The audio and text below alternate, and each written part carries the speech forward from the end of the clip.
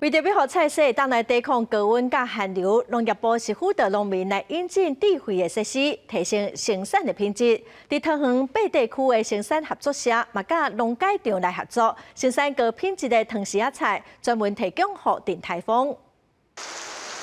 大雨讲来就来，桃园这搭蔬菜生产基地一早就拄着大雨侵袭，好在蔬菜全部种入温室内底，无遮大滴的雨拍伫幼幼的菜栽顶头，可能就拍断去。为着应用极端气候对农业带来挑战，温室已经变成现代农业的基本设备之一。 温室生产是一个比较精致生产的一个方式，它就必须要有很多的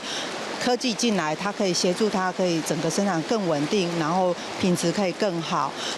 这搭农场主要是供应有名餐厅鼎泰丰王品集团，用时高品质的鼎泰丰爱的糖食菜，希望长度伫20到25公分之间，菜骨甲叶啊比例嘛1比1，免怎互菜生做一模一样。农场引进机器，亚季的时阵嘛要注意平均，压水的时阵更加要注意着水量敢有交匀。浇水一定要很平均，尤其是在种下去当时要 发苗的时候，我们的水分是要非常平均的。27坪大的温室内底，要互大家所在水拢平均，农民甲农改场嘛经过不断的研发。 那它就会变成一个圆形的一个喷布，那它每隔大概1公尺左右一个喷头，那它就可以做一个所谓的